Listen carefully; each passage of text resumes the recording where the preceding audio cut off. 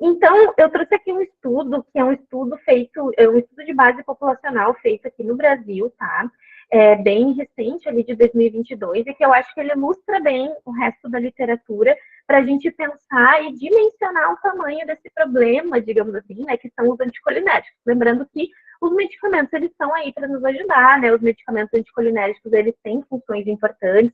Depois eu vou abrir para vocês a lista, para vocês verem. Tem vários medicamentos que são super importantes nas terapias dos pacientes, mas a gente precisa conhecer também esse outro lado para a gente ter atenção e fazer um uso mais racional. Principalmente nós, enquanto farmas, né? Porque um médico, isso assim, eu vejo pela minha prática, né? Muitas vezes ele nem sabe dessa questão da carga anticolinérgica, né? Porque por isso que é conhecido, né? Na literatura por uma carga invisível, porque às vezes são medicamentos que não se imagina que vão ter alguma ação ali na acetilcolina e estão, né? Modulando esse neurotransmissor. Então, nós, enquanto farmacêuticos, precisamos conhecer esses riscos, né, e saber fazer o manejo para colaborar nas equipes multi, né. Então, esse estudo, ele mostrou uma prevalência de pelo menos a utilização de algum medicamento anticolinérgico em 31% da amostra, tá? Foi uma amostra bem grande. E aí eles viram em pessoas a partir de 44 anos, que é onde começa a ficar mais usual, assim, né? Onde começa a aparecer mais o uso dos medicamentos anticolinérgicos. E eles dividiram essa população de 44 até 59, né? Chamaram de adultos de meia idade, e de 60 anos ou mais os idosos. E aí eles viram, né, que ali em torno de 20% foi a prevalência, né, de carga anticolinérgica daí elevada, né, porque a gente considera, os estudos consideram os medicamentos anticolinérgicos em scores, né, a gente vai ver depois ali nas ferramentas de identificação. E aí, de acordo com a carga anticolinérgica que esse medicamento tem, ou seja, a potência dele, quando se trata de efeitos anticolinérgicos, ela é separada em 1, 2 e 3, né? E isso vai se somando na prescrição do paciente. Então, quando o paciente fazia uso de qualquer medicamento anticolinérgico, a prevalência foi essa, 31%, e quando tinha uma carga anticolinérgica elevada, que é considerada 3, score 3 ou mais, e esses score 3 podem ser 3 medicamentos com carga 1, ou um medicamento com carga 2, mais um medicamento com carga 1, ou apenas um medicamento com carga 3. Depois, mostrando para vocês a ferramenta, vai ficar um pouquinho mais claro. Mas essa carga de pelo menos 3, né, anticolinérgica, ela está associada, então, a mais desfechos negativos na literatura. E aí a gente vê um percentual bem importante, né, tanto nos adultos de meia idade, quanto nos idosos, de utilização, né, desses medicamentos. E muitas vezes sem os prescritores se darem conta de que são medicamentos que têm carga anticolinérgica, né. Então, aqui alguns exemplos, né, entre os adultos de meia idade, os medicamentos que mais apareceram foram, então, fluoxetina, orfenadrina e amitriptilina, né? Vocês vão ver depois que a fluoxetina até ela não tem uma carga anticolinérgica tão alta, mas ela é bem prevalente na população, então isso pode se somar a outros medicamentos que estão naquela prescrição. A orfenadrina, né, ela está presente em muitos medicamentos de venda livre. Então, vocês vão ver depois, né, que a gente vai falar um pouco sobre isso, que a automedicação aparece como um ponto crucial, né, de atenção para a gente, para nós cuidarmos dos nossos pacientes quando a gente vai fazer esse cálculo, né, da prescrição do paciente.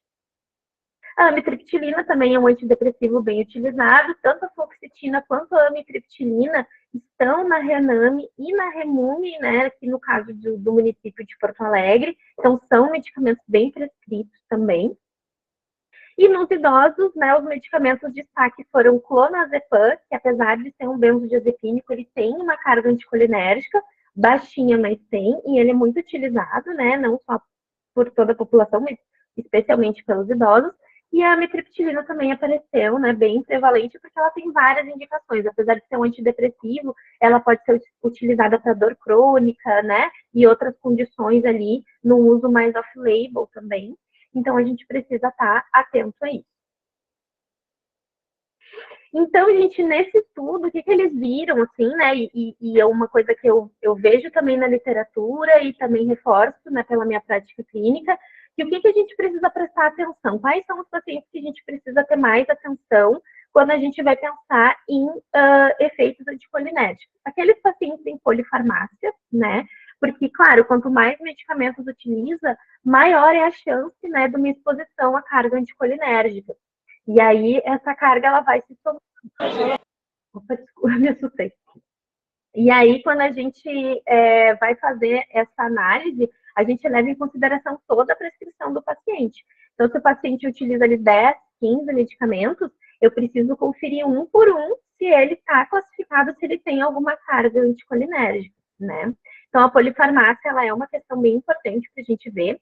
A automedicação, como eu falei antes, porque os descongestionantes, relaxantes musculares, né? Esses medicamentos em associação, muitas vezes eles têm anticolinérgicos ali escondidos, entre aspas, né? Que as pessoas não veem que estão ali. E eles são, né? Eles têm essa carga anticolinérgica muitas vezes bem alta e vão ter um impacto importante no risco que aquele paciente está exposto. Porque a gente sabe que não é raro da gente encontrar pessoas que tomam um relaxante muscular contínuo, né? E isso é um problema por uma série de questões, mas também pela questão da carga anticolinérgica, né? Então, nesse estudo, eles associaram polifarmácia à automedicação, né, com os pacientes que utilizavam, que tinham uma maior carga anticolinérgica, e também associaram com internação no último ano. Na internação, os pacientes eles acabam recebendo muitos medicamentos anticolinérgicos por uma série de questões, né? Mas também acabam indo para casa depois com uma prescrição mais recheadinha, né? Medicamento para dor, né? Ou relaxante muscular, ou às vezes um antidepressivo, um benzodiazepínico, né? E aí, nem sempre é feita, né, uma continuidade nesse cuidado, ou uma transição do cuidado adequado, e às vezes o paciente fica um tempão utilizando aqueles medicamentos quando nem precisava mais, né?